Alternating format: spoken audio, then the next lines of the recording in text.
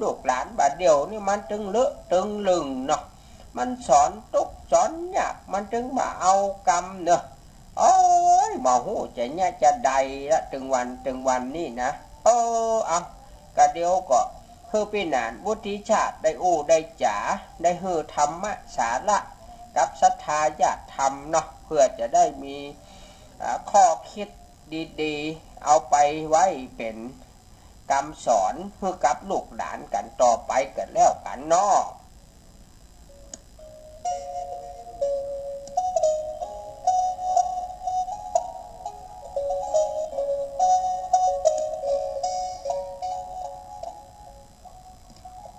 ครับท่านผู้ฟังครับปิกมาผู้จากันเนาะก็ก่อนอื่นก็ต้องขออนุโมทนาบุญแล้วก็ขอบคุณกับทางสถานีวิทยุ FM 104.50 เมกะเฮิรตซ์ท่านอาจารย์พระครูวิสุวัฒน์วรกิจโจเนาะท่านเป็นผอ.สถานีวิทยุเป็นรองเจ้าอาวาสวัดฝ่ายหินเป็นผู้ที่ดูแลสถานีวิทยุแล้วก็ให้โอกาสกับพี่หนานวุฒิชาติได้มาอู้จ๋ากับญาติธรรมแฟนรายการทางคลื่น FM 104.50 แฟนรายการคลื่น FM 96.0 เมกะเฮิรตซ์ซึ่งตอนนี้จะว่าไปว่ามานะเปิ้นก็บอกว่าประมาณแบบผีบ่มีสารนะจริงแล้วมันไม่ใช่นะก็คือว่าปกติเปิ้นก็ฟัง96กันด้วยตลอดแต่ว่าช่วงนี้96ก็กำลังมีการปรับเปลี่ยนผังรายการแล้วก็อย่างแฮมหลายอย่างซึ่งก็คงดำเนินการอยู่เนาะก็ตามที่ได้อู้จากันไว้ว่าประมาณสักวันที่23กุมภานะน่าจะได้เปิดออกอากาศกันแฮมครั้งหนึ่งนะครับแต่ว่าในช่วงนี้แฟนรายการ96ก็ค่อนข้างจะเคว้งคว้างกันน้อยเนาะเกิดแล้วก็อินดูเหมือนกันในส่วนของพี่นานก็บาสามารถที่จะไปช่วยเหลืออย่างกันได้เนาะก็คงต้องปฏิบัติตามหน้าที่ที่ได้รับมอบหมายมีอย่างแหมหลายๆอย่างที่ยังบ่เรียบร้อยเตื้อนะครับแต่ว่าพี่นานก็บะลืมแฟนรายการขึ้น96แฟนรายการ 104.50 ก็ได้มาอู้มาจ๋ากู้เจ้า8โมงเกิงถึง9โมง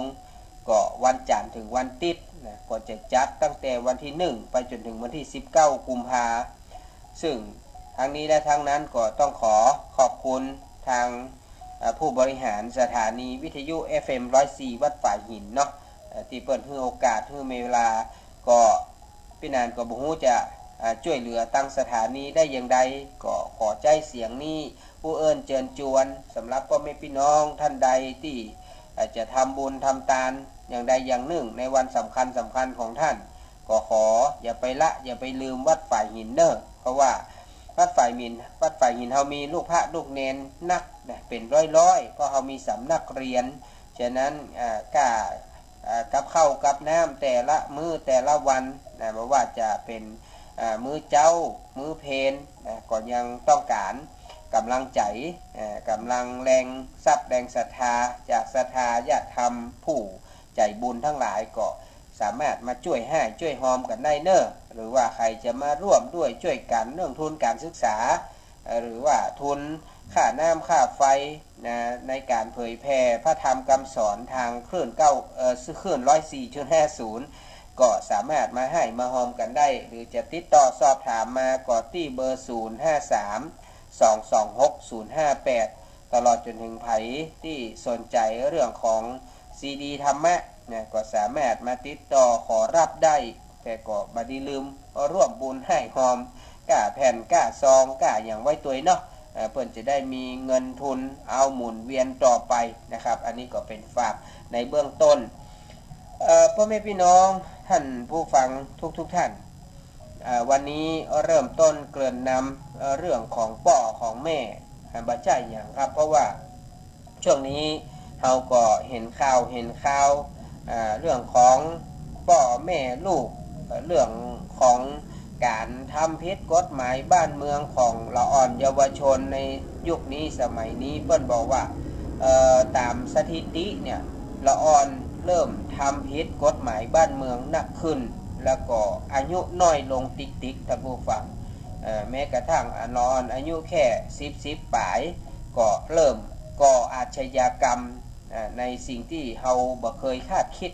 ว่ามันจะเป็นไปได้หรือมันจะเกิดขึ้นในยุคในสมัยของเราแต่ความจริงแล้วละอ่อนเยาวชนเหล่านี้เนี่ยเขาไปซึมซับนะพฤติกรรมการกระทำต่างๆจากสื่อต่างๆส่วนหนึ่งแล้วก็จากคนที่อยู่รอบข้างหรือในครอบครัวของเขาทำให้หันอยู่เจือทำให้หันอยู่เป็นประจำจึงทำให้เขานั้นเนี่ยทำอย่างไปโดยที่ได้เกิดหน้าเกิดหลังฉะนั้นพ่อแม่พี่น้องท่านผู้ฟังทั้งหลายถ้าเรามีลูกหลานที่อยู่ในวัยกำลังเป็นหัวเลี้ยวหัวต่อก็คือละอ่อนตั้งแต่อายุ14-15ขึ้นไปเนี่ยนะจนถึงประมาณ17-18เนี่ยท่านจะต้องระมัดระวังให้นักเพราะว่าละอ่อนในวัยเนี้ยเสี่ยงในการที่จะทำผิดกฎหมายบ้านเมืองได้ง่ายนะเพราะว่าเขากำลังเป็นวัยคึกขนองเป็นวัยที่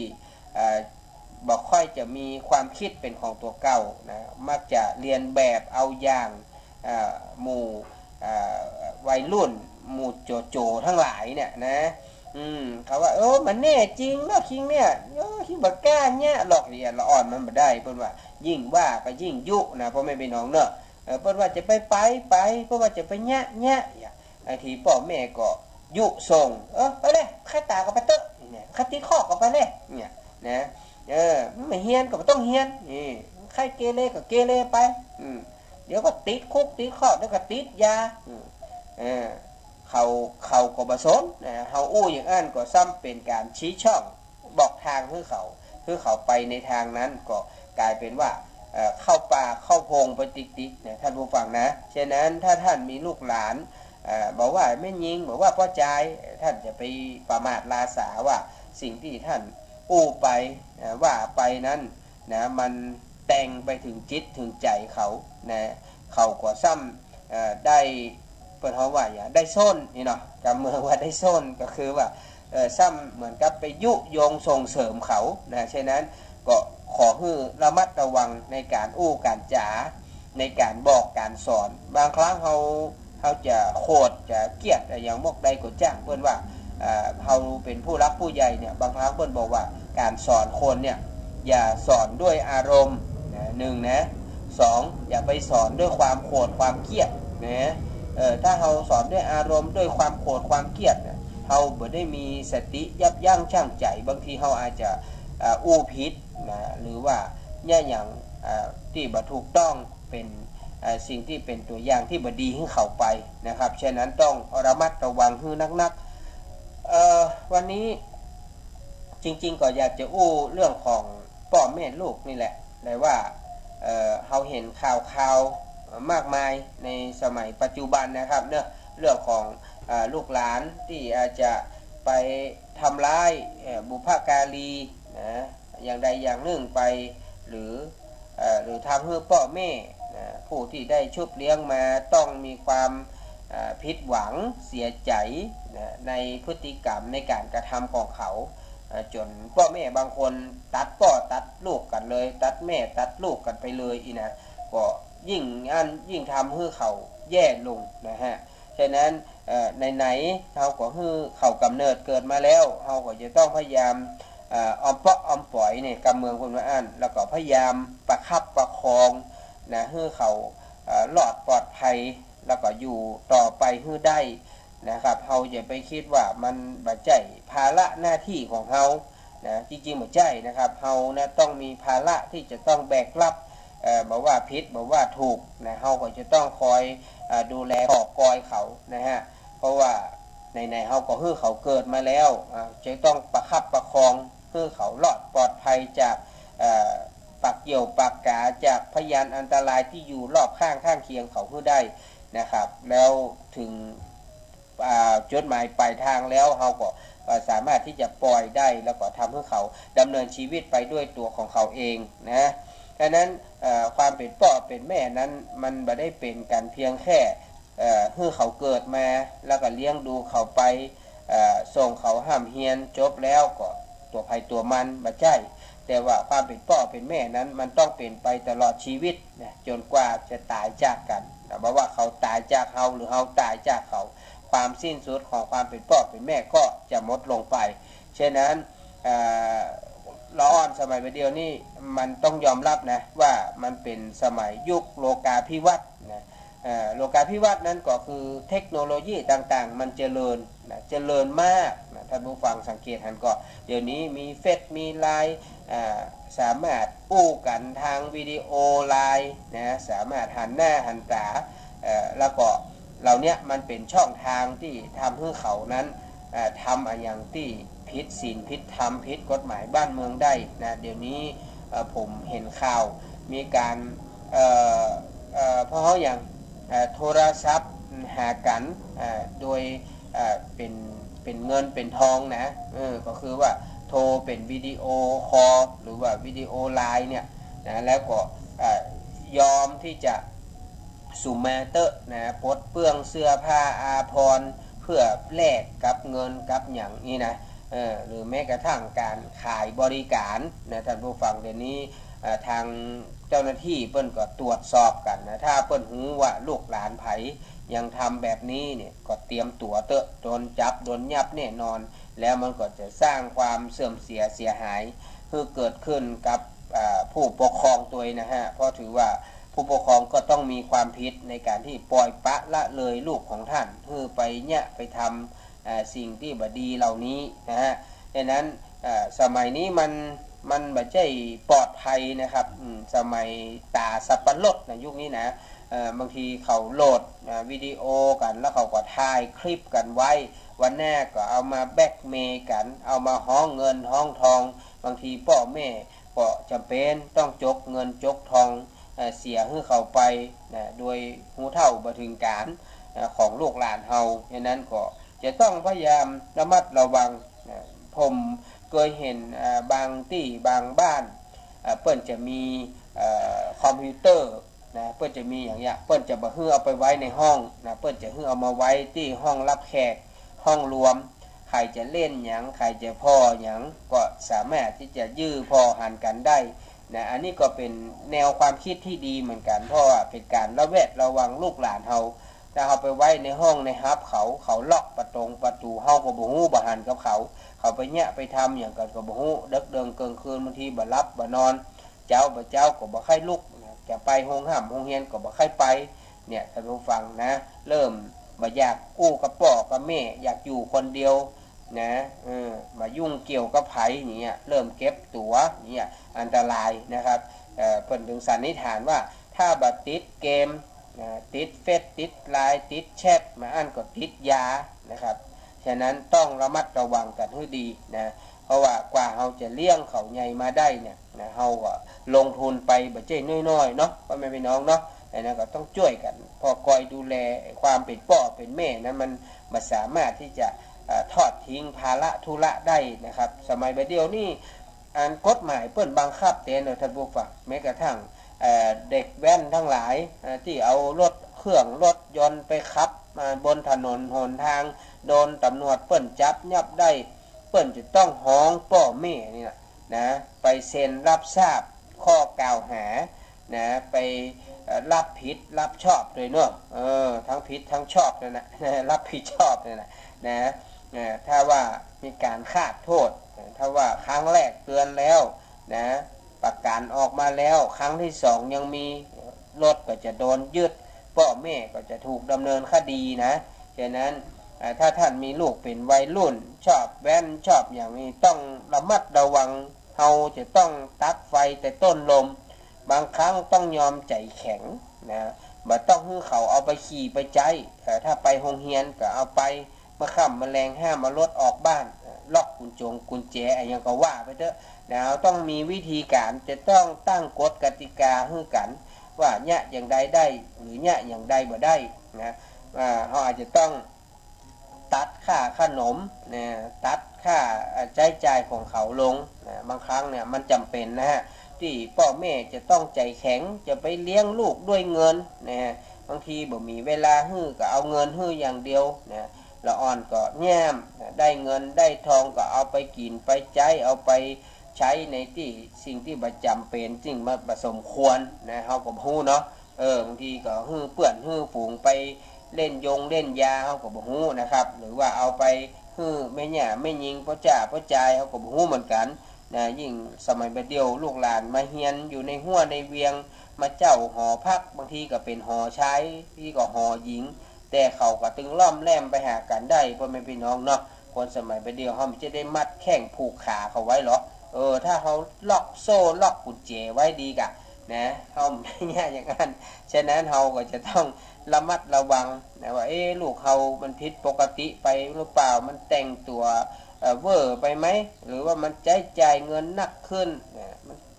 มันมีอย่างผิดสังเกตนะแต่ร่างกายของมันผิดปกติไปอย่างใดอย่างหนึ่งก็ต้องช่วยกันพอช่วยกันกอยในความเป็นพ่อเป็นแม่นะครับแล้วก็ความจริงแล้วถึงลูกเต้าสมัยบัดเดียวมันต้องมาเหมือนคนตะก่อนถ้าผู้ฟังจะไปตั้งความหวังอย่างไว้นักอย่าไปตั้งความหวังไว้สูงหลายคนนี่ไปคิดที่จะตั้งความหวังไว้กับลูกกับเต้านักมันต้องได้เป็นอย่างอันเป็นอย่างอี้บางทีส่งลูกคือห้ามคือเฮียนวันแน่มันจะต้องเป็นครูเป็นหมอเป็นพยาบาลเป็นตำรวจทหารเป็นข้าราชการเป็นนักธุรกิจเป็นอย่างเฮาไปตั้งไว้มากมายก่ายกองบางทีเฮาบ่ได้พอลูกพอหลานเฮาว่าสติปัญญาสมองอ่องอเขาเนี่ยมีนักมีน้อยมอกใดเฮาก็บ่ฮู้นะครับความตั้งใจเล่าเรียนศึกษาของเขามีมอกใดนะฉะนั้นก็อย่าไปตั้งความหวังไว้สูงล้ำไปเพิ่นว่าต้องเพื่อเหลือเพื่อขาดก็หมายความว่าเอาเกิงกลางไว้ก่อนถ้าเขาทำได้ดีเขาก็มีรางวัลให้เขาก็มีคำชมแต่ถ้าเขาทำบดีเขาก็จะไปด่าไปว่าเขาก็ต้องพยายามให้กำลังใจเขาบ่เป็นยังลูกบ่เป็นยังนะเขาก็พยายามใหม่เนาะคะแนนบดีเทอมนี้เทอมแน่ตั้งใจใหม่นะลูกเนาะเดี๋ยวถ้าลูกทำได้เดี๋ยวพ่อแม่จะมีรางวัลให้เนอะมันก็เหมือนเป็นการช่วยให้มีแรงพักดันเขาทำให้เขานั้นมีความขยันขันแข็งนักขึ้นนะครับอันนี้ก็เป็นช่องทางหนึ่งที่จะทำให้ลูกหลานเรามีกำลังใจแล้วก็การสอนลูกหลานสมัยบัดเดียวจะไปด่าไปว่าเขามันมีประโยชน์นะสมัยบัดเดียวนี่เพิ่นบอกว่าเราจะไปใช้ไม้แข็งอย่างเดียวมันไม่ได้เนี่ยอย่างที่กรรมภาษิตโบราณที่ว่าลักวัวฮื้อผูกลักลูกฮื้อตีเขาจะมาบุบมาตีเขาเหมือนสมัยตะก่อนโบราณเปิ้นบ่ได้ละเดี๋ยวนี้เปิ้นใช้กันบ่ได้ละสมัยแบบนั้นนะมันต้องมีกลวิธีที่จะล่อหลอกเขาที่จะมาโน้มแนวเขาที่จะมาผูกคิดมัดใจเขาว่าจะแย่งใดให้เขานั้นตั้งใจเล่าเรียนแย่งใดให้เขาหูบุญหูคุณพ่อแม่แย่งใดให้เขามีความรับผิดชอบดูแลตัวเขาได้นะฮะก็จะต้องฝึกฝนนะบางครั้งเราบอกบ่ได้สอนบ่ได้เราก็จะต้องจะต้องดูว่าเขาเชื่อไผฟังไผเราก็จะต้องให้คนเหล่านั้นช่วยเราหรือเขาชอบอะไรหยังบ่ชอบอะไรหยังเราก็จะต้องรู้จักสังเกตสังกาลูกหลานเรานะครับเราถึงจะได้เดาใจเขาถูกนะครับเราบ่ฮู้นะใจเขาเกิดอะไรหยังนะเหมือนมีศรัทธาญาติธรรมหลายท่านมาเล่าให้พี่นานฟังว่ามีความตุกอกตุกใจลูกหลานบัดเจือถ้อยฟังกรรมมันลึมันลึงอย่างสอนอย่างลิ้นยังมาตันเข้าปากมันเถียงแบบมันตึบตีนเบิ้นปากเตียวหนีนะช้ำใจเสียใจเฮาอุตส่าห์เลี้ยงมันมาแต่เล็กแต่น้อยอันนี้หมู่ที่เป็นปู่ย่าตายายลุงป้านะเนี่ยเปิ้นน้อยใจนะเปิ้นอุตส่าห์เลี้ยงเปิ้นมา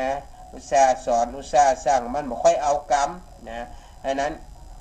ก็ทำให้หลายๆคนผิดหวังแล้วก็เสียใจนะครับท่านผู้ฟังอันนี้ก็เป็นอย่างเนาะเราก็พยายามทำใจเพื่อไว้อย่างที่พี่นานว่านะเราจะต้องเผื่อใจนะเราจะไปคิดว่ามันจะได้ดังใจเราเนาะอันนี้ย้อนกลับมาความหวังของพ่อแม่ก็บ่หวังยังเป็นว่ายามแก่เฒ่าหวังเจ้าเฝ้ารับใช้ยามป่วยไข้หวังเจ้าเฝ้ารักษายามเมื่อถึงคาตายวายชีวาหวังเพียงเจ้าปิดตาคาสิ้นใจสิ้นลม ก็อันนี้เป็นเรื่องธรรมดานะอันนั้นถ้าเฮาว่าเวลาเฮาเจ็บป่วยบ่สบายก็หวังลูกเต้าเอายุกเอายาเอาข้าวเอาน้ำมาให้กินนะมาดูแลเจ็ดเนื้อเจ็ดตัวมายื้อมาพอมาแสดงความหันอกหันใจกับพ่อกับแม่พ่อแม่ก็มีกำลังใจก็หายวันหายคืนเหมือนได้ยาวิเศษมาชโลมจิตชโลมใจมีกำลังที่จะไปเนี่ยการทำงานหาเงินหาทองมาส่งเสียลูกหลานเพื่อได้ห่ำได้เฮียนสูงมายามแก่เท่าก็หวังเปิ่นได้มาดูแลพอกอยเวลาป่วยไข้ก็ให้เปิ่นมาพยาบาลรักษาอันเนี้ยลูกหลานก็บอกค่อยจะแยะกันเนาะสมัยเดียวพอเห็นพ่อแม่นะพ่ออุ้ยมาอุ้ยเจ็บป่วยบ่สบายเขาก็บอกให้มาใส่ใจดูแลเขาก็เมาก็ออกไปเอวนะไปเสาะแสวงหาประสบการณ์ที่อยู่ภายนอกบ้านนะบ่ได้สนใจพ่อแม่พ่อแม่จะตกยากลำบากขนาดไหนเขาก็บ่สนนะเพราะเขาคิดว่าเขายังเป็นละอ่อนอยู่เขาเป็นวัยรุ่นเป็นวัยที่ต้องเสาะแสวงหาประสบการณ์ให้กับชีวิตฉะนั้นเขาเลยบอกค่อยจะใส่ใจสนใจพ่อแม่ยิ่งถ้าไผ่เป็นพ่อเป็นแม่ที่อายุยังบ่นักอายุ30-40เนี่ยลูกเต้ามันตึ้มมาใครพอใครกอยเนอะอันนี้ต้องทำใจพี่นานี่ก็ทำใจมาตั้งแต่อายุ30แต่จนกระทั่ง40น้อยๆนี่ก็ยังทำใจบ่ได้นะบางครั้งนะบางทีเขาก็น้อยใจเหมือนกันบางทีเขาเจ็บป่วยบ่สบายก็เติงหาลูกหาเต้ามันก็มายืมมาพอบางทีส่งเฟซส่งไลน์มันก็บอกบ่ว่างเนี่ยนะแต่เวลามันเจ็บมันป่วยลดต่ำลดจนเฮาเนี่ยต้องฟังไปยื้อไปพอไปดูแลมันแต่เวลาเฮาเป็นอย่างแม่บาหันมายื้อมาพอเฮานี่บางทีก็น้อยใจเหมือนกันว่าโอ้ยนะเฮาเป็นพ่อเป็นลูกกันเฮาก็หวังนะฝากผีฝากไข่หวังให้เขามายื้อมาพอบ่ต้องอย่างแค่ถามสักหน่อยว่า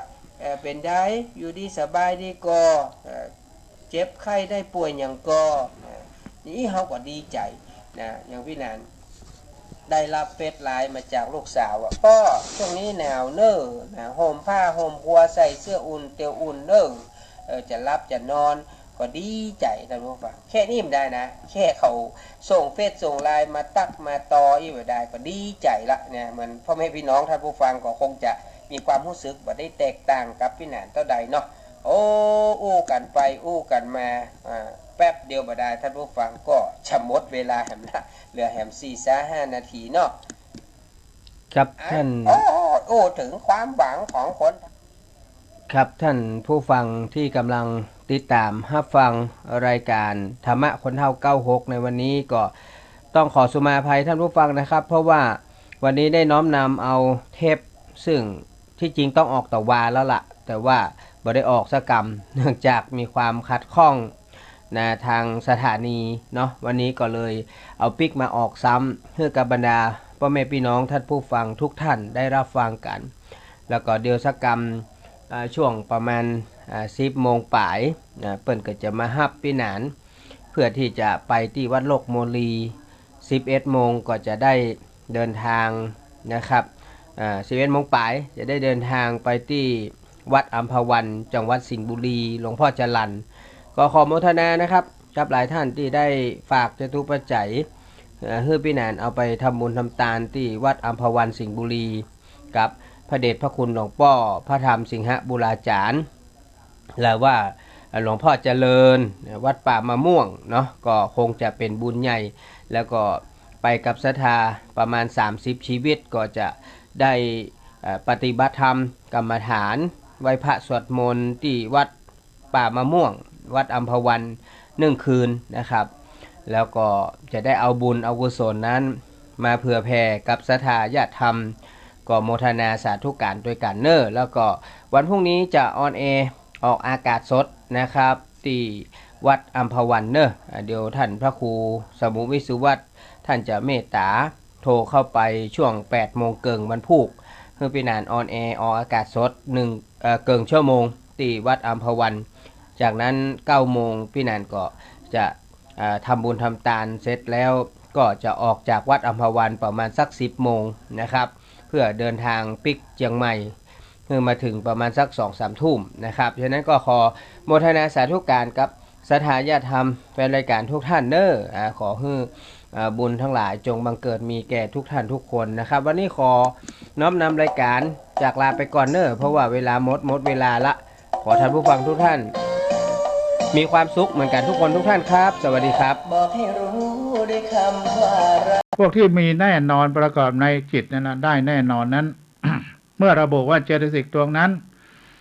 ประกอบกับจิตดวงนั้นเมื่อจิตดวงนั้นดวงใดดวงหนึ่งเกิดขึ้นก็ต้องมีเจตสิกเหล่านั้นประกอบด้วยอยู่เสมอมีทั้งหมดรวมกันแล้วในเจตสิกทั้งหมด52ดวงเนี่ยมันมีที่ประกอบได้แน่นอนจริงๆนะมี41ดวง41ชนิด41แบบก็ได้ก็คืออัญญสมาเจตสิก13เนี่ยประกอบแน่นอนโมจตุกะเจตสิก4เนี่ยนะพวกโมหะโลภะ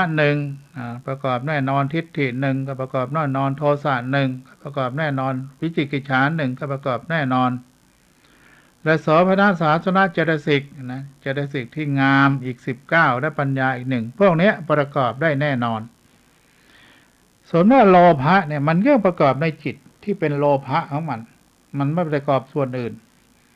โทสะมันก็ประกอบในจิตที่เป็นโทสะของมันไม่ประกอบที่อื่น นะโทสะมันต้องมาหาโทสะมันจะไปไหนไม่ได้ไอ้โลภะมันก็ต้องมาหาโลภะมันไม่ไปไหนนี่เรียกว่าแน่นอนนะไอ้พวกนี้แน่นอนโมหะนี่มันต้องอยู่โมหะของมันแน่นอนไม่ไปไหนนะพวกไม่รู้ ว่าไงมันก็ไม่รู้พวกโมหะเนี่ยนะมันพวกหลงไม่รู้ยึดมั่นถือมั่นมันต้องอยู่ของมันอย่างนั้นนี่พวกที่หนึ่งเรียกว่าประกอบแน่นอนอีกพวกหนึ่งมันประกอบไม่แน่นอนเรียกว่านิยตะอนิยตะแปลว่าไม่อนิยตะโยคีหมายว่าการประกอบไม่แน่นอนคือแม้ว่าจะระบุว่าเจตสิกดวงนั้นประกอบกับจิตดวงนั้นเมื่อจิตดวงนั้นเกิดขึ้นก็ไม่จำเป็นต้องมีเจตสิกดวงนั้นเกิดขึ้นร่วมเสมอไปขึ้นอยู่กับสภาพของอารมณ์สภาพจิตใจและหน้าที่ของเขาว่าเขาจะประกอบด้วยหรือเปล่าจิตพวกนี้ก็เจตสิกพวกนี้ก็คือตัวมานะเจตสิกมานะความเย่อหยิ่งจองหองพองขน มันไม่แน่นอนบางทีมันจะเย่อหยิ่งตรงไหนก็ไม่รู้มันจะพยองเมื่อไหร่ก็ไม่รู้มันอาจจะเกิดขึ้นก็ได้ไม่เกิดขึ้นก็ได้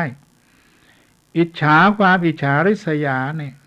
อิจฉาตัวนี้คืออิจฉาริษยาก็เกิดขึ้นไม่แน่นอนมัจฉริยะขี้จิตนีขี้เหนียว ไอ้พวกขี้เหนียวทั้งหลายพวกตนีในธรรมะก็มีตนีที่อยู่อาศัยตนีในลาภต่างๆนี่ก็มัจฉริยะความตนีมันเกิดขึ้นก็ได้ไม่เกิดขึ้นก็ได้เกิดขึ้นบางเวลาก็ได้หรือมันเกิดทุกเวลาก็ได้มันไม่แน่นอนกุกุจจะในความฟุ้งซ่านของเรามันไม่แน่นอนบางทีมันก็ฟุ้งซ่านบางทีมันก็ไม่ฟุ้งซ่านบางทีมันก็สงบทีนะ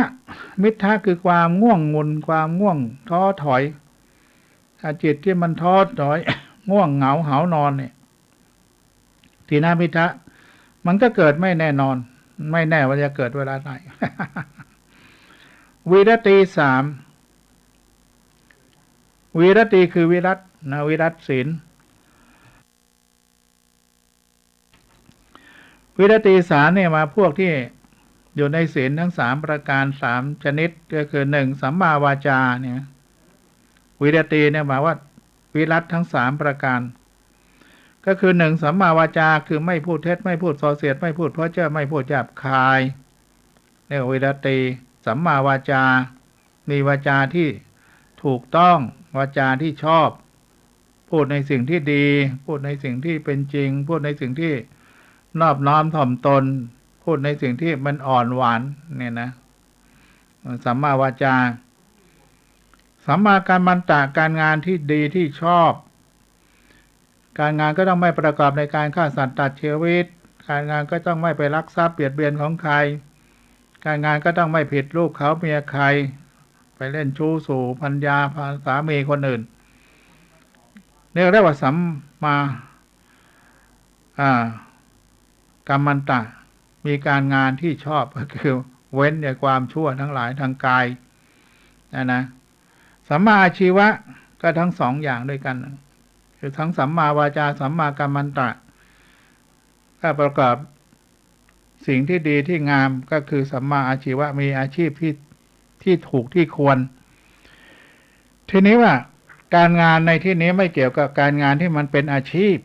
มันเฉพาะการงานที่ทำประพฤติวัดปฏิบัติธรรมสำหรับโยคีผู้ประพฤติวัดปฏิบัติธรรมเขาก็ไม่มีพวกนี้อยู่แล้ว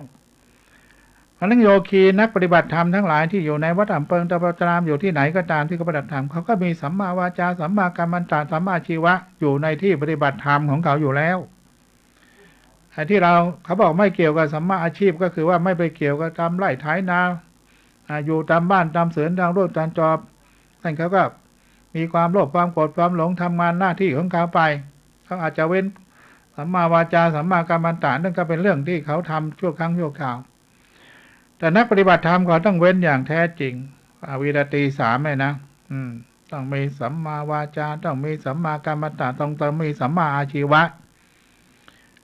ต้องมีศีลที่มันบริบูรณ์ เว้นความชั่วทั้งปวงนะอัปปมัญญาสองคือมีกรุณากับมุทิตามีความอยากจะให้เขาพ้นทุกข์อยากให้เขามีสุข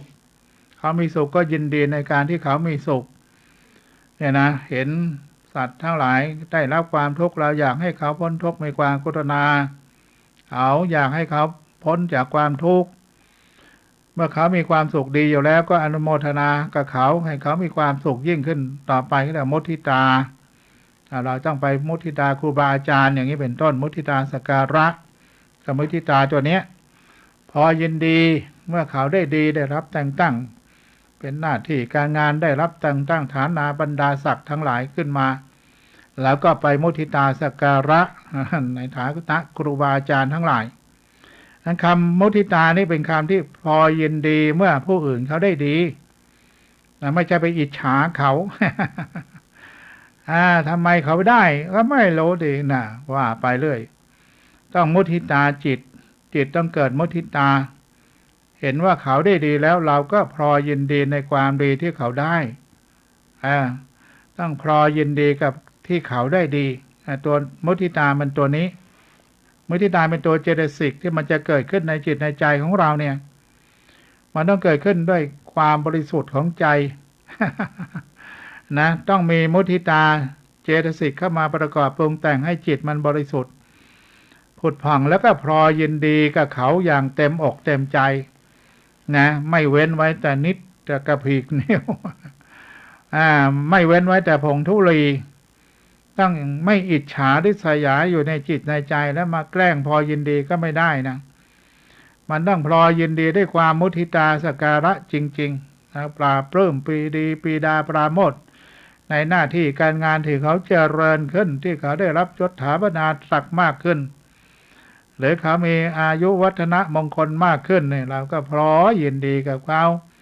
ด้วยความเต็มอกเต็มใจนี่ชื่อว่ามุทิตาจิตนะจิตพวกนี้จึงเป็นจิตประเภทที่บริสุทธิ์ผุดพองไม่หวังลาภ ไม่หวังผลว่าเขาจะมาตอบแทนบุญคุณเราบ้างเขาจะเห็นความดีของเราบ้างจะได้ให้เรามีทำความดีเพิ่มขึ้นอะไรต่ออะไรหรือว่าเขาปรารถนาให้เรามีหน้าที่การงานที่ดีขึ้นเขาอยากจะช่วยเหลือเราเพราะเราไปแสดงมุทิตาสักการะนั้นไม่ได้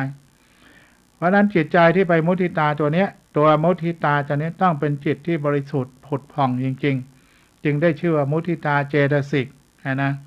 เป็นตัวเจตสิกตัวหนึ่งที่พลอยยินดีเมื่อเขาได้ดีการุณาก็คือว่ามีความเมตตาสงสารอยากให้เขาได้พ้นทุกข์ก็ได้จิตใจที่มันบริสุทธิ์เหมือนกันก็เป็นตัวเจตสิกที่มันเกิดขึ้นในจิตในใจของเรา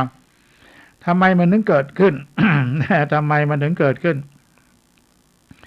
ก็เพราะจิตใจของเรามันมีพรหมวิหารสี่อยู่แล้วก็มีเมตตานี่นะอยากให้เขาพ้นทุกข์ทั้งหลายเนี่ยอยากให้เขาพ้นทุกข์อยากให้เขามีสุข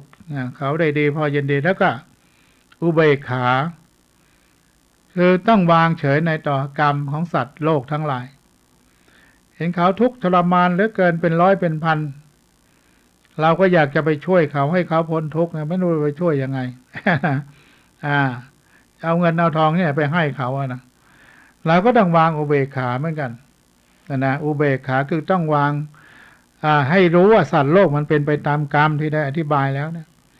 กรรมเขาทำมาว่าอย่างไรก็ต้องไปตามกรรมหลังนั้น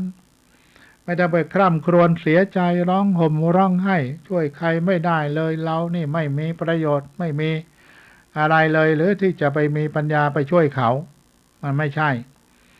นะการที่ว่าเรามีอุเบกขาก็คือว่าต้องวางเฉยแล้วรู้ไปตามสัตว์โลกต้องไปตามกรรมเขาต้องได้รับผลแห่งกรรมที่เขาได้ทำไว้อดีตการที่ได้กล่าวไปแล้วนั่นเองนะเพราะนั้นกฎแห่งกรรมมันมีอยู่เขาต้องได้รับผลจากกรรมที่เขาได้กระทำไม่วันนี้ก็วันหน้าไม่ชาตินี้ก็ชาติหน้า ให้เราไปแช่งชักหักกระดูกว่าเมื่อไรหนอเขาจะได้เป็นมีเวรมีกรรมตามทันละทีไอ้ใจของเราเป็นบาปเป็นกรรมไปเองนะเขาอาจจะเสวยสุขอยู่เราก็ไปทุกข์ว่าทำไมเขาจุกดีใจทำชั่วแล้วได้ดีอย่างนี้มีที่ไหนนั้นทำดีได้ดีมันไม่มีทำชั่วได้ดีมีถมไปในทางที่เคยพูดกันมันยังไม่ถึงเวลามันยังไม่ให้ผลมันก็ต้องเป็นไปตามเหตุตามปัจจัยของเขาอย่างนั้นมันยังไม่ถึงเวลาก็บอกแล้วมันต้องให้การตามเวลาจะให้ในชาตินี้ก็ได้มันก็มีนะทิฏฐเวทนิยกรรมหรือว่า มันเป็นกรรมส่วนที่จะต้องให้ผลในชาติต่อไปนะมันไม่ใช่ส่งผลในชาตินี้มันชาติต่อไปก็มีกรรมที่ให้ผลต่อไปมันมีมันไม่ใช่ไม่มีนะกรรมเนี่ยมันมีตั้งหลายชนิดตามที่ได้ที่แสดงไปแล้วนั่นนะกรรมอุปัชฌเวชนียกรรม กรรมที่ให้ผลในชาติต่อไปปราเวชนียกรรมปราเวชนียกรรมคือกรรมในชาติต่อไปเรื่อยๆนั่นแหละมันไม่แน่นอนว่าจะให้ผลเมื่อไหร่หรือว่าโอโหสิกรรมก็มีอโหสิกรรมทำกรรมอะไรกันไว้อโหสิกรรมทั้งสองฝ่ายก็จบกันไปเลิกลากันไปอย่างนี้เป็นต้นเนาะหรือได้กรรมที่เราทำไว้ยังไม่ส่งผลเราเป็นพระอรหันต์แล้วก่อนกรรมนั้นก็เลยหมดไปไม่ส่งผลแต่ถ้ากรรมมันหนักก็มันจะส่งผลในวาระสุดท้ายของเป็นพระอรหันต์ก็อย่างพระโมคคัลลานะพระสารีบุตรก็ต้องได้รับกรรมนะในครั้งสุดท้ายเช่นเดียวกันทั้งองค์ลีมานก็ได้รับกรรมพระโมคคัลลาก็ต้องได้รับกรรมแต่มีทั้งพระนางอุบลวรรณาเถรีก็ได้รับกรรมเหมือนกันเพราะว่ากรรมในครั้งสุดท้ายนั่นเองก็เราให้รู้ว่ามันไปตามกรรมรู้แล้วทำไมถึงเป็นพระอรหันต์แล้วต้องมาโดนทุบตายอะไรอย่างเงี้ยนะ ทุบจนมรณภาพอะไรอย่างเงี้ยนะก็บอกกรรมมันส่งผลมาเป็นครั้งสุดท้ายแต่ท่านก็ไม่ต้องกลับมาเวียนว่ายตายเกิดแล้วท่านเป็นพระอรหันต์แล้วเท่านั้นแหละสมัยที่พระบรมศาสดาพระมหาเจ้าจงมีพระชนชีพอยู่พระองค์ก็สัตย์บอกพวกเราได้ว่าท่านองค์ไหนเป็นพระอรหันต์ไม่เป็นพระอรหันต์แต่ในชาติปัจจุบันเราก็ไม่รู้ใครเป็นมั่งไม่เป็นมั่งนะอรหันต์แท้อรหันต์เทียมมันมีเยอะแยะก็ไปตามกรรมของเขาเราไม่ต้องไปว่าใครแท้ใครเทียมใครทำกรรมอะไรต้องได้รับผลของกรรมอย่างนั้น มาดูในหน้า75เรียกว่านิยตะโยคีเจสิก41ดวงนั้นมีอะไรพ้องนิยตะโยเจสิกที่เป็นนิยตะแน่นอนมี41อนิยตะเจสิกมี11ที่ไม่แน่นอนมี11ไอ้ที่ไม่แน่นอนก็คือ1กทาจิเจตสิกก็คือเจสิกที่ประกอบจิตได้เป็นบางครั้งบางคราวมี1ดวงคือตัวมานะก็คือมันอยู่ในโลภะเจตสิกนะบางทีมันก็เข้าบางทีมันก็ไม่เข้าใน ในจิตที่ชื่อว่าโลภะโมหจิต8ดวงนะบางดวงก็มีมานะบางดวงก็ไม่มีมานะอีกพวกหนึ่งคือนากทาจิเจตสิกที่ประกอบกับจิตได้เป็นครั้งบางคราวประกอบได้ไม่พร้อมกันก็มี8ดวง8ชนิดก็คืออิจฉาอิจฉาก็คืออิจฉามัจฉริยะคือขี้เหนียวกุกุจจะคือความฟุ้งซ่านนะสัมมาวาจาสัมมากัมมันตะสัมมาชีวะก็คือวีรตี3ก็คือ ศีลธรรมนะศีลสัมมาวาจาก็วาจาชอบสัมมากัมมันตะก็การงานชอบสัมมาชีวะอาชีพชอบพวกนี้ไม่แน่นอนกรุณามุทิตาก็ไม่แน่นอนอัปปมัญญา2 นะคือกรุณามุทิตาอีกพวกหนึ่งคือสหกทาจิตก็คือเจตสิกที่ประกอบกับจิตได้เป็นครั้งบางคราวแต่เวลาประกอบก็ประกอบพร้อมกันเสมอก็คือตัวถีนมิทธะต้องถึงแม้จะทำหน้าที่ต่างกันแต่ต้องอยู่ด้วยกันคือถีนมิทธะความง่วงเหงาหานอนความท้อความถอยมันเบื่อเสื่องซึม มันเสื่องซึมง่วงเหงาหานอนนี่ก็คือพวกที่ประกอบไม่แน่นอนเอามาดูในหน้าต่อไปเลยหน้า76นะ76ก็ว่ายังไงความพิเศษของอนิยตโยคีเจตสิกเนาะมานะเจตสิกนี่เกิดขึ้นในขณะที่มีการเย่อหยิ่งถือตัวเราจะไปเข้าใจมานะนี่ขยันนะเพราะมันเป็นความเข้าใจผิดของชาวบ้านหรือว่าเป็นสมมติของชาวบ้านก็ว่ากันไปแต่ในพระอภิธรรมถือว่ามานะเจตสิกนี่เกิดขึ้นในขณะมีการเย่อหยิ่งเพราะมันเย่อหยิ่งมานะมันถึงได้เกิดขึ้นนั่นแหละเปรียบเทียบกับระหว่างตนกับบุคคลอื่นหมายว่าเราดีว่าเขาเราเร็วกว่าเขาเราเสมอเขาอะไรต่างๆนี่ก็จะเปรียบเทียบกับคนอื่นอิจฉาเจตสิกอิจฉาริษยามีการไม่พอใจในทรัพย์สมบัติหรือคุณงามความดีของบุคคลอื่นคือความอิจฉาริษยาอิจฉาเขามันได้ดีกว่าเรามันเลวกว่าเขานี่เป็นอย่างนี้เขาดีว่าเราดีกว่าเขาต้องเยอะเขาเห็นมันมีอะไรเลยอย่างเงี้ยเปรียบเทียบกันไปอย่างเงี้ยนะตัวอิจฉา อิจฉามารสีเนี่ยตัวละครมันเล่นกันเยอะตัวอิจฉาเนี่ยนะละครเนี่ยถ้าไม่มีตัวอิจฉามันเป็นเรื่องไปไม่ได้ มันต้องมีตัวอิจฉามาทำรบกวนให้เป็นเรื่องเป็นราวเกิดขึ้นตัวมัจฉริยะมีการไม่พอใจให้คนอื่นมายุ่งเกี่ยวกับทรัพย์สมบัติหรือความดีของตนคือความตนีนั่นเองอย่ามาดูเนี่ยว่าฉันมีเท่าไหร่อย่ามารู้ว่าฉันทำอะไรฉันทำบุญหรือไม่ทำบุญมาเรื่องของฉันไม่เกี่ยวกับแก มันขี้จินะมาบอกบุญก็ไปข้างหน้าแล้วกันมันมีโตเทยพามสอนโลกไว้นะบอกว่าโอ้ยให้ดูปลวกเถอะมันสะสมดินของมันเนี่ยเล็กๆน้อยๆเล็กๆน้อยๆตัวกระจ้อยร่อยจิตริดแต่มันสร้างปลวกได้ยิ่งใหญ่มหาศาลได้โตเทยพามก็สอนลูกว่าโอ้ยลูกเอ้ยทำตัวให้เหมือนปลวกนั่นแหละให้สะสมทรัพย์สมบัติไว้เล็กๆน้อยๆเล็กๆน้อยๆมันไม่ช้ามันก็ใหญ่โตมโหฬารขึ้นมาได้แล้วก็อย่าไปทำอะไรเลยอย่าบริจาคอย่าไปทำบุญทำทานอะไรเลยเพราะอะไรก็ดูว่ามันสะสมเล็กๆน้อยๆกับมากแล้วถ้าเราไปทำบุญแม้แต่เล็กๆน้อยๆทำบ่อยๆมันก็หมดได้ ให้อย่าไปทำเลยบุญสุนทานทั้งหลายเนี่ยอย่าไปทำแม้แต่ทำนิดๆหน่อยๆมันก็หมดเนี่ยนะไอ้คนขี้จิมันจะเป็นอย่างนี้มันขี้จิมันตะหนีขี้เหนียวมันไม่อยากให้ใครไม่อยากให้ใครมาวุ่นวายกับชีวิตของมันอย่ามายุ่งกับมัน เอาได้อย่างเดียวมันไม่ยอมเสียกุจจะเจตสิกไงนะมีความนึกถึงความดีที่ยังไม่ได้ทำฟุ้งซ่านไงความดีที่ทำไปแล้วก็นานมาแล้วทำใหม่ยังไม่ได้ทำมาแล้วเกิดความหงุดหงิดนำการใจว่าจะไปปฏิบัติธรรมก็ไม่ไปปฏิบัติมีเรื่องโน้นเรื่องนี้เข้ามาจุนจ้านวุ่นวายนะก็เลยไปวุ่นวายกับเรื่องวุ่นวายก็เลยมันก็วุ่นวายตลอดชีวิตมันไม่มีโอกาสได้เข้าวัดปฏิบัติธรรมจะมาแต่ละทีมก็มีเรื่องมีราว มันมีเรื่องขวางหน้าอยู่เรื่อยเข้าวัดไม่ได้นะอย่างเงี้ยมันเข้าวัดไม่ได้เรียกว่าฟุ้งซ่านรำคาญใจมันฟุ้งซ่านรำคาญใจอยู่นั่นนะมาไม่ได้สักทีถีนะจะดึงมีหน้าที่ทำให้จิตเสื่องซึมท้อถอย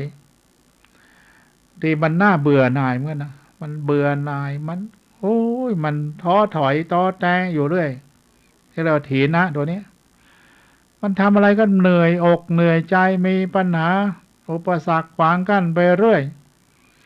ถ้าจิตใจแล้วมันเกิดเสื่องซึมแล้วมันท้อถอยแน่นอนถอยดีกว่าไอ้เสือ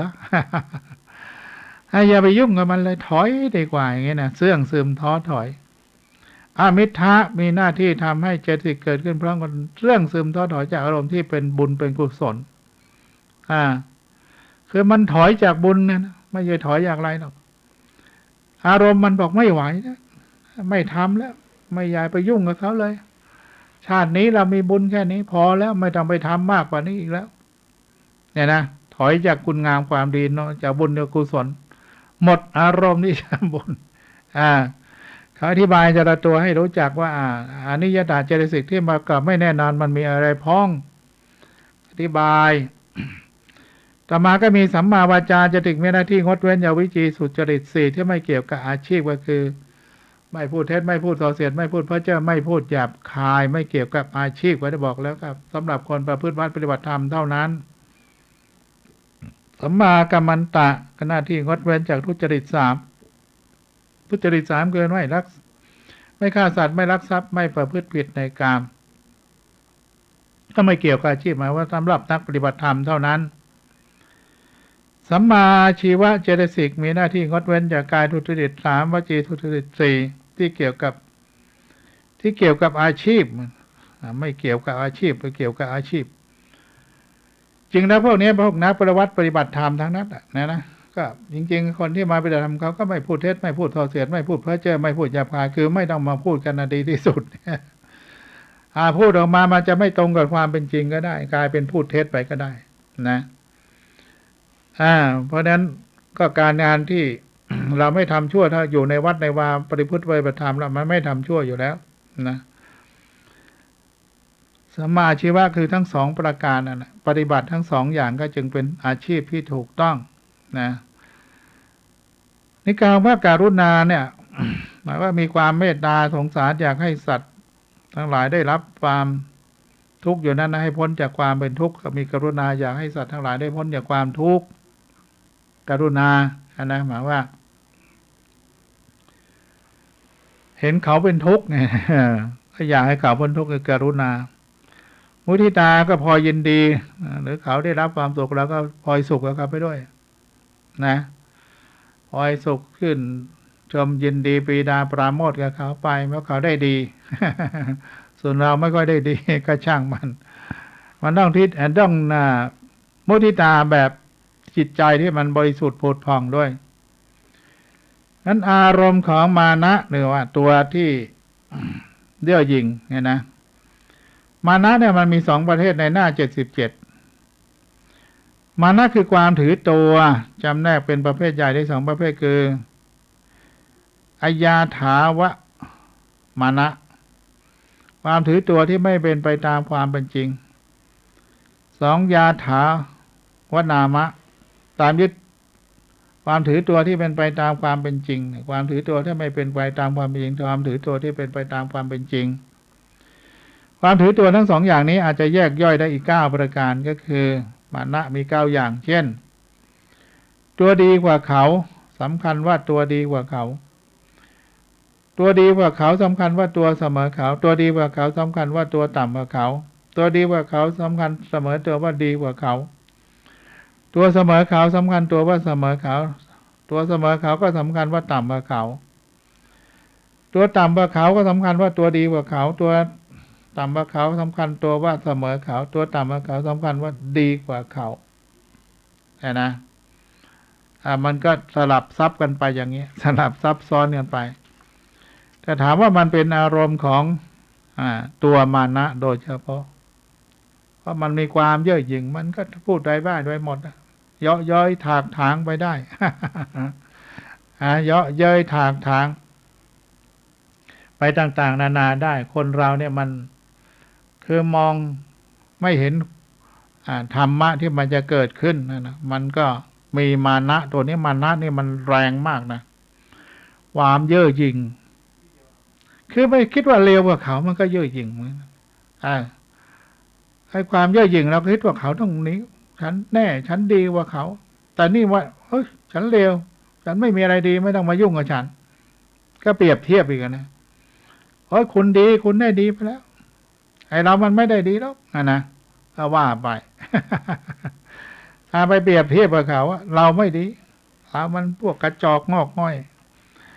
อย่ามายุ่งกับเราเลยนะ นี่ก็ตัวมานะมันก็เกิดขึ้นนะเราทำยังไงถึงไม่เกิดมานะก็บอกว่าเราต้องยอมรับความจริงเขาดีก็ดีเขาไม่ดีแล้วเขาก็ไม่ดีเราดีเราทำดีเราก็ได้ดีเราทำชั่วก็ได้ชั่วผลกรรมมันก็เป็นทั้งมันอย่างนั้นเสมอเพียงว่าเรา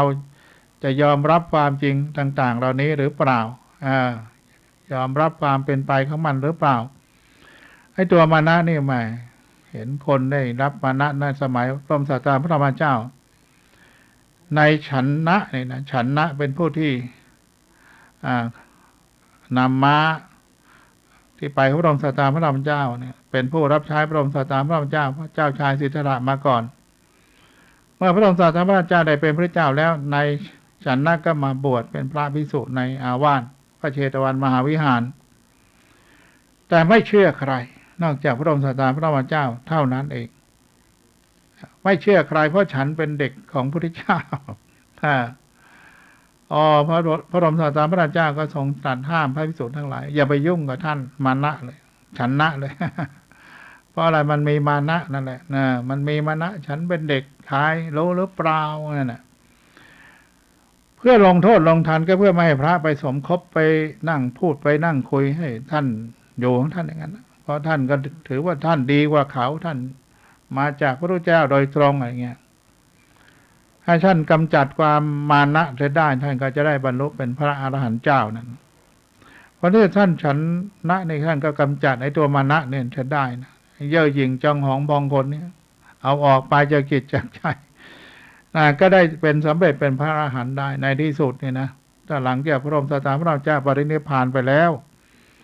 ฉันนะจึงได้ตรัสรู้ธรรมเป็นพระสัมมาสัมพุทธเจ้าเป็นพระอรหันต์เจ้า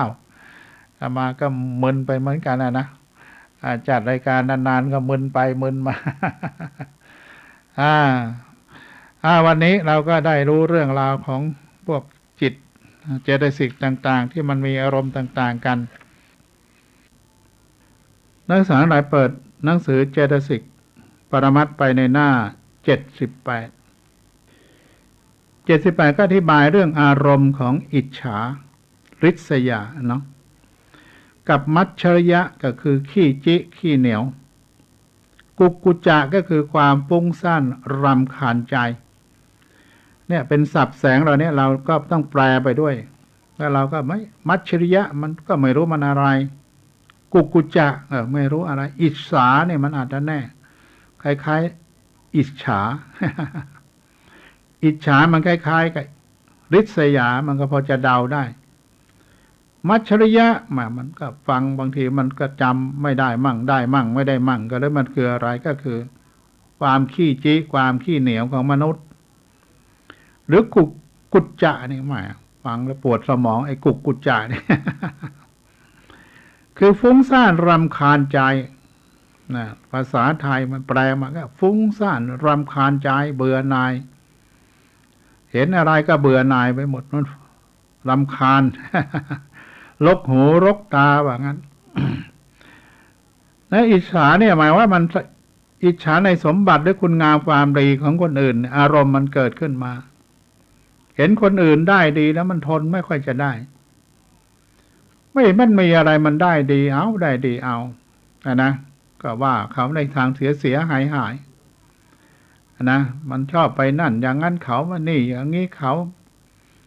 ผลงานไม่เคยมีนะ มันแผลบเมื่อไรนั่นนะมันถึงได้ดีนะว่าเขาไปเรื่อยความอิจฉาริษยานี่มันตัวสำคัญนะมันเป็นอะไรเป็นอารมณ์ภายนอกมันเกิดขึ้น ด้วยความอิจฉาริษยาเพราะมองเห็นพอได้ยินเสียงโอ้ยเสียงมันดีหรือเกินเสียงเรามันทำไมไม่ดีก็อิจฉาก็อีกนะได้จมูกได้กลิ่นนะไม่กลิ่นมันหอมหรือเกินของเรามันเหม็น ก็อิจฉาก็อีก ถ้ามันไม่เหมือนเรานะรสชาติมันดีกว่าเราของเรามันไม่ดีเลยเนี่ยก็ได้เปรียบเทียบแล้วอิจฉาก็อีกสัมผัสแต่สิ่งที่อบอุ่นของเราเนี่ยนะของเขาดับแต่สิ่งที่มันอบอุ่นไม่ว่าหนาวหรือร้อนหรือเย็นแต่เราเนี่ยมันได้รับแต่ร้อนมั่งหนาวมั่งฝนมั่งไม่สามารถจะปรับให้ ให้มันได้ตามอุณหภูมิ ก็อิจฉาเขาเพราะเขาอยู่อย่างสบายห้องแอร์คอนดิชันก็ปรับเย็นความร้อนได้ความมันหนาวก็ปรับได้มันร้อนไปก็ปรับได้เขาอยู่สุขสบายอากาศที่มันพอดีอย่างนี้ก็เรียกว่ามันอิจฉาเขาภายนอกนะอารมณ์ภายนอกมันอิจฉาเขาเรียกว่าหิทธารมณ์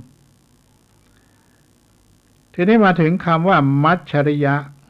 ขี้จิตนีขี้จิขี้เหนียวก็มัจฉริยะในอะไรในทรัพย์สมบัติหรือคุณงามความดีของคนอื่นตนีทีเหนียวนะ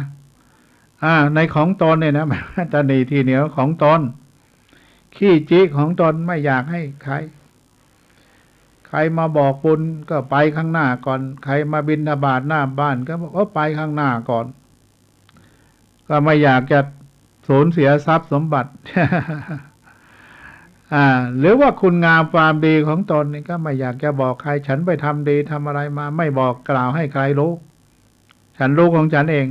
เนี่ยก็เรียกมันเกิดขึ้นจากอารมณ์ภายในไอ้ความขี้จิขี้เหนียวนี่นะตนีทีเหนียวเนี่ยมันเกิดจากอารมณ์ภายในที่มันเกิดขึ้นเพราะมันมีความปรารถนาไม่อยากให้ทรัพย์สมบัติมันหมดไปไม่อยากให้คุณงามความดีของเราหมดไปอารมณ์พวกนี้มันอารมณ์มันเรียกว่าอัจฉตารมณ์อารมณ์เกิดขึ้นภายนอกเกิดจากตาหูจมูกลิ้นกายใจมันได้สัมผัสมันเกิดขึ้นภายนอกมันไม่ได้เกิดขึ้นภายในนะความเรื่องราวทั้งหลายเมื่อเกิดจากตาหูจมูกลิ้นกายใจได้สัมผัสก็จึงมาความคิดปรุงแต่งขึ้นมานั่นแหละนี่ความว่ากุกกุจจะนี่ความว่ามันฟุ้งซ่านรำคาญใจมันเป็นยังไงมัจฉริยะมันก็มีเหมือนได้อธิบายไปเขาก่อนเนี่ยยังไม่จบนะเพราะว่ามีลูกศรพุ่งลงมาข้างล่างมัจฉริยะมี5อย่าง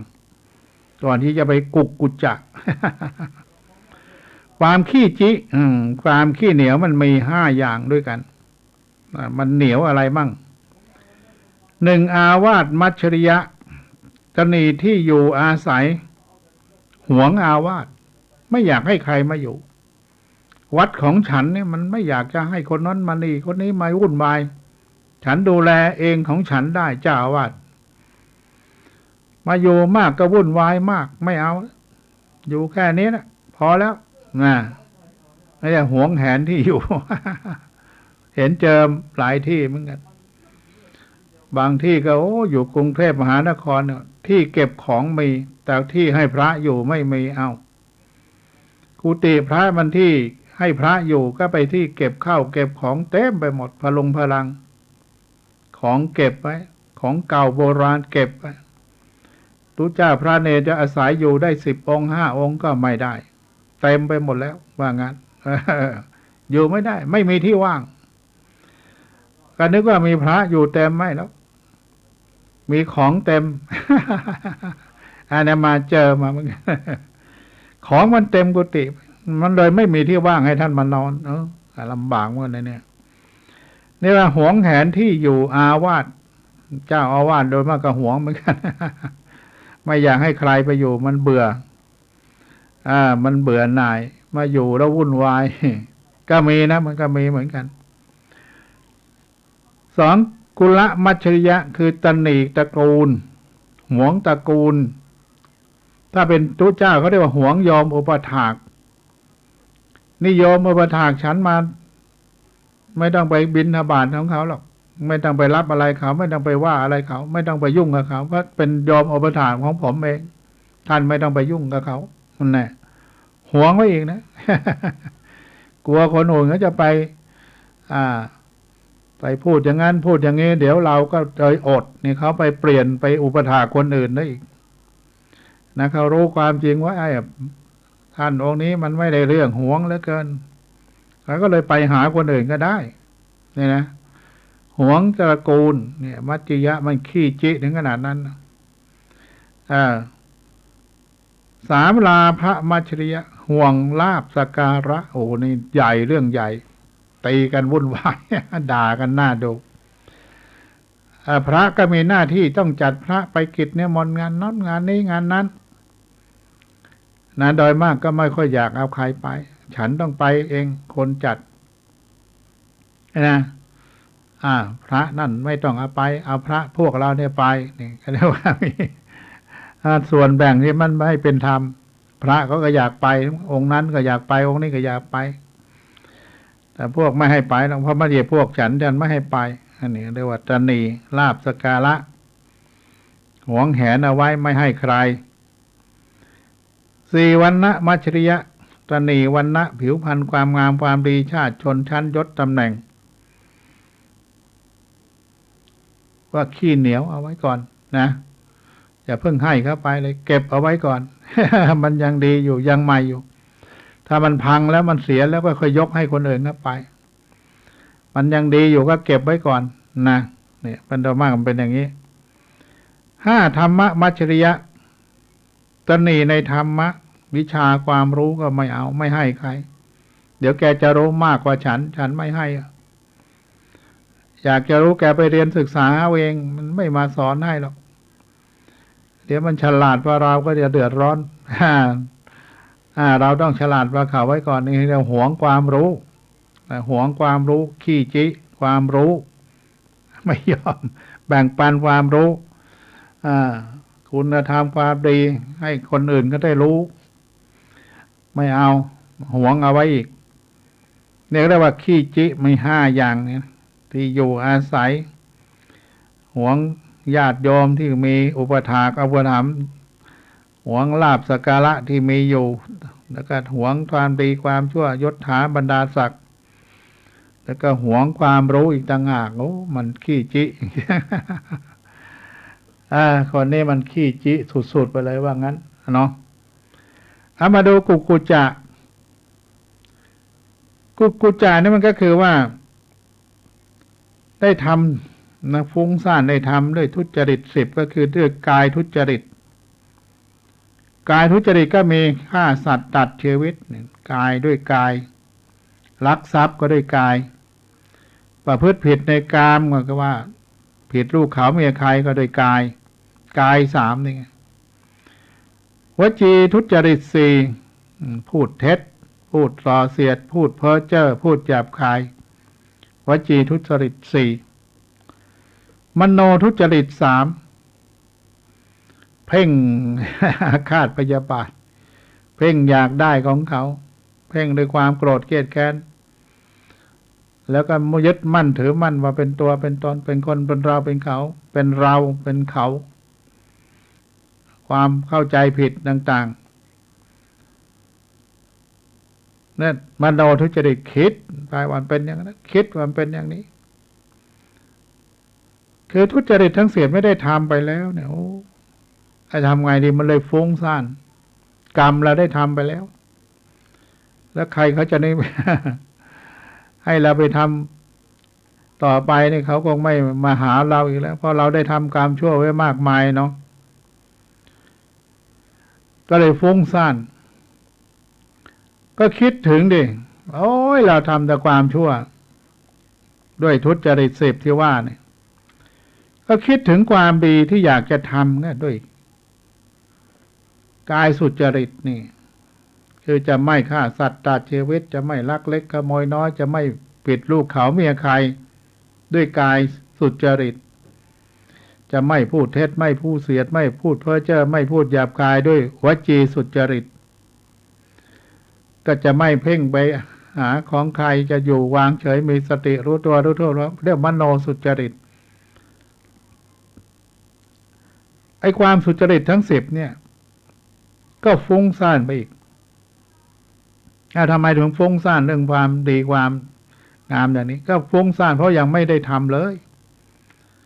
มันแค่รู้เท่านั้นแต่ยังไม่ได้ลงมือทำเหมือนจะไปรับศีลแล้วเขาให้ศีลกันไปก่อนแล้วไอ้ตัวไปทีหลังก็เลยไม่ได้รับศีลกับเขา นะไม่ได้รู้ว่าเป็นยังไงยังไม่ได้ทำเลยมันจะไปได้อะไรก็ยังไม่ได้ทำเลยก็เลยมันฟุ้งไว้ทำไมเนาะเราจะได้ทำทั้งเทื่อไม่ได้ท ความสำคัญว่าควรในสิ่งที่ไม่ควรและความสำคัญว่าไม่ควรในสิ่งที่ควรเป็นบ่อเกิดของกุกกุจจะสำคัญว่าสิ่งว่า ว่าของควรในสิ่งที่ไม่ควรของควรทำความดีแต่ไม่ควรทำในขณะนี้ก็คิดไปอย่างนั้นและความสำคัญว่าไม่ควรในสิ่งที่ควร มันสลับซับซ้อนไม่ควรทำในสิ่งที่ควรทำอย่าเพิ่งไปเลยประพฤติวัดปฏิบัติธรรมเดี๋ยวเขาจะว่าเอาว่าไปนั่งนอนเดินไม่เห็นมันได้เรื่องได้ราวอะไรไม่เห็นเป็นมรรคเป็นผลอะไรขึ้นมาสู้ไปปลูกต้นไม้ปลูกผักปลูกหญ้าเดี๋ยวก็ได้กินอันนี้ไม่มันได้อะไรเลยมีแต่เปลือง ของควรในสิ่งที่ไม่ควรมันก็เข้าใจผิดอย่างนี้นะก็เลยฟุ้งไปเรื่อยฟุ้งซ่านรำคาญใจพวกนี้มันลำบากเลยกันนะทั้งอิจฉาทั้งขี้จิทั้งฟุ้งซ่านรำคาญใจอารมณ์พวกนี้มันเกิดขึ้นมาแล้วมันก็ยากที่จะประดับมันได้เพราะมันมีแต่ความอิจฉาริษยาเขาเนี่ยมันยากนะมันมีมัจฉริยะขี้จิขี้เหนียวไม่มีใครไปแก้ไขได้กุกุจจะฟุ้งซ่านรำคาญใจในสิ่งที่ได้ทำไปแล้วก็ไม่เห็นได้เรื่องได้ราวแล้วก็ยังไม่ได้ทำคุณงามความดีแล้วมันจะเป็นยังไงเนาะนะก็คิดไปต่างๆนานาในอดีตในปัจจุบันและอนาคตทั้งหลายก็เลยฟุ้งไปว่าท่านก็ยังไม่ได้ทำความดีอะไรกับเขาเลยใกล้จะตายแล้วจะทำยังไงดีนะที่จะประพฤติปฏิบัติดีปฏิบัติชอบมันก็ไม่ค่อยมีเวลาความคิดมันก็ฟุ้งซ่านไปอย่างนี้เนี่ยศีลธรรมก็ยังรับแล้วก็ยังไม่ปฏิบัติตามเลยนะแล้วตายไปฉันจะไปเกิดนรกเกิดสวรรค์จริงๆเราก็ตัดสินใจได้ทันทีนะว่าเราจะไปเกิดเป็นอะไรเพราะเราทำอะไรไว้ด้วยความเป็นกลางนะไม่ใช่เข้าข้างตัวเองคนเราโดยมากมันชอบเข้าข้างตัวเองโอ้ยฉันทำดีทั้งนั้นฉันเป็นคนดีในปัตตภีนี้ไม่มีใครดีเท่าฉันจะพูดยังไงก็ได้ในบ้านเมืองนี้ในตำบลนี้ในหมู่นี้ไม่มีใครดีเท่าฉันเนี่ยนะนี่แหละมันเย่อหยิ่งเข้าไปก็เลยฟุ้งซ่านไปนะรำคาญใจไปอันนี้เป็นเรื่องที่พวกเราก็มีกันอยู่ในตัวในตนเนี่ยนะความอิจฉามันก็อิจฉาเราอิจฉาเขามันทำไมมันได้ดีไปได้ยังไงไม่เห็นมันทำดีอะไรเลยอิจฉาไว้อีกและความดีของตัวเองก็ไม่ค่อยอยากจะไปให้ใครเหมือนกันเขาไม่บอกไม่กล่าวไม่เล่าให้ฟังไม่อธิบายเหตุผลก็ไม่ทำไปทำทำไมมีประโยชน์อะไรพวกนี้ก็บางทีมันปวดหัวกันนะเราจะพูดกันมาก็จะรู้เรื่องถ้ามันขี้จี้มันยากจริงๆไม่เอานะอย่าไปยุ่งกับฉันไม่อยากยุ่งกับใครมีเพื่อนอาตมาคนอย่ามายุ่งกับผมเลยเขาว่านะเพราะตัวผมเองก็ยังไม่อยากจะยุ่งกับผมเลยนะตัวเองยังไม่อยากยุ่งกับตัวเองไม่รู้ ฟังแล้วมันปวดหัวนะตัวผมเองยังไม่อยากยุ่งกับตัวผมเองนะแล้วคุณจะมายุ่งกับผมทำไมนะคุณไม่ต้องมาสอนผมว่าเป็นอย่างนั้นเป็นอย่างนี้เรื่องดีผมก็รู้แล้วเรื่องชั่วผมก็รู้แล้วไอ้เรื่องที่ผมจะทำหรือไม่ทำมันเป็นเรื่องของผมไม่ใช่เรื่องของคุณก็ถูกเหมือนกันนะไม่ต้องมาเตือนผมรู้หมดนรกสวรรค์ก็รู้ ดีชั่วรู้หมดแล้วพวกนี้มันไม่ต้องไปบอกไปเล่าอะไรมากปวดหัวปล่อยเข้าไปตามกรรมตามเวรตามกรรม ทำมายังไงก็ไปอย่างนั้นนะเนี่ยพวกนี้มันฟุ้งซ่านรำคาญใจกุกกุจจะทำแต่ความชั่วทำมาแล้ว ก็เลยมันกลุ้มใจว่าไม่ได้ทำความดีอะไรเลยแล้วจะไปดีไม่ดี เวลามันก็ใกล้เข้ามาแล้วว่างั้นเราจะไปไหนกันเนี่ยใครจะนำทางไปสู่สวรรค์ได้น้อว่า มันไม่มีใครนำทางไปสู่สวรรค์ได้นะมันอยู่ที่ตัวเราสร้างกรรมอะไรไว้มันผลมันก็แสดงออกมาเอง จะไปสุขคติหรือไปทุกขคติมันอยู่ที่ตัวเราก็ตัดสินได้แล้วนี่มันเลือกได้อยู่เนี่ยเลือกยังไงก็เลือกทำความดีทำดีเป็นอาจินตายเมื่อไหร่ก็เราก็ถือว่าเราเป็นคนดีมีศีลธรรมไว้ก่อนนะเอาแค่เป็นคนดีมีศีลธรรมไว้ก่อนมันก็ให้ทำเป็นอาจินนะอาจินกรรมต้องทำเป็นประจำไม่ใช่ทำแล้วทิ้งเรื่อยเปื่อยมันก็เลยไม่ได้ผลของบุญกุศลที่เราจะควรจะได้ก็ถ้าเราทำดีไว้เนี่ยมันยังไงก็มั่นใจในคุณงามความดีไม่ต้องไปฟุ้งซ่านรำคาญใจกุจจะเพราะยังไม่ได้ทำความดีเลยว่าจะทำแล้วไม่ได้ทำเนี่ยพวกนี้ก็ฟุ้งไปเลยมันยากจริงๆนะกว่าจะเข้าวัดปฏิบัติธรรมได้มันไม่ใช่เรื่องง่ายๆคนเราเนี่ย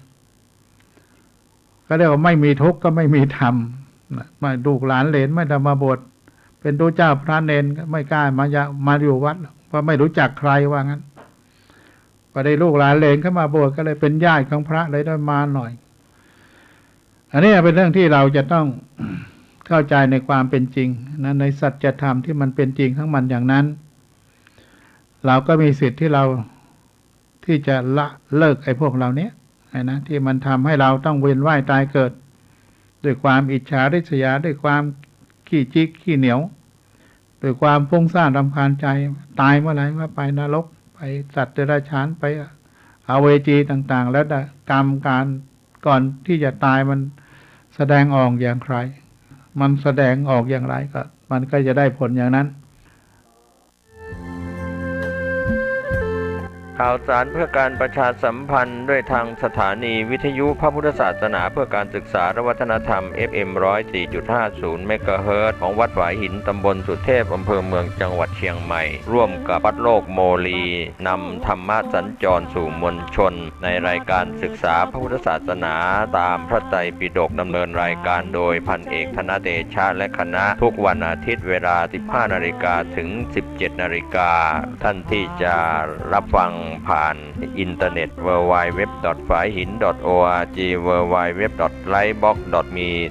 ฝายหินขอเชิญท่านร่วมรับฟังโครงการธรรมสัญจรสู่มวลชนณวัดโลกโมลีถนนมณีนพรัตน์ตำบลศรีภูมิอำเภอเมืองจังหวัดเชียงใหม่ทุกบ่ายวันอาทิตย์โดยพร้อมเพรียงกันโปรด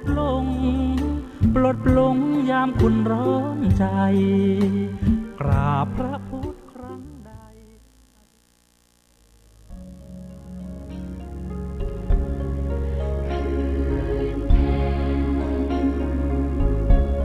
พระจันทร์ลอยเด่นจ้าจ้าม หากุศลครั้งยิ่งใหญ่กำลังจะเกิดขึ้นแห่มเตื้อกับงานวันมาฆบูชาวันที่22 กุมภาพันธ์ พุทธศักราช 2559 พิธีเททองหล่อองค์พระหลวงพ่อใหญ่ชัยมงคลหน้าตักกว้าง29 นิ้วและพิธีเททองหล่อองค์พระโมคคัลลานะพระอัครสาวกเบื้องซ้ายฟังธรรมตลอดคืนปีที่ 3ถวายเป็นพุทธบูชากำหนดการมีดังนี้วันที่22 กุมภาพันธ์ พุทธศักราช 2559 เวลา 7 โมงเจ้าทำบุญใส่บาตรเวลา 9 โมงเจ้าเสวนาธรรมเรื่องความฮักแบบฉบับเจ้าพุทธคณะศรัทธาที่สนใจร่วมเป็นเจ้าภาพหล่อพระเจ้าภาพกันเทศเจ้าภาพโฮงตาลและเจ้าภาพร่วมในการดำเนินงานต่างๆของวัดหนองกายสามารถร่วมบุญได้ที่วัดหนองกายตำบลสัตปะยางอำเภอแม่แตงจังหวัดเชียงใหม่โทร 053-374-311 หรือเว็บไซต์ www.wadnongkai.com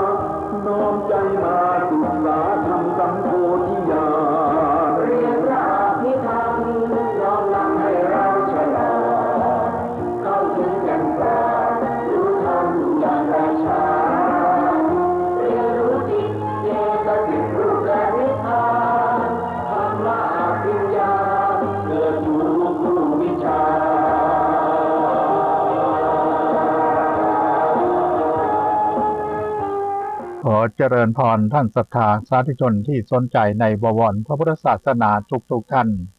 รายการเรียนพระอภิธรรม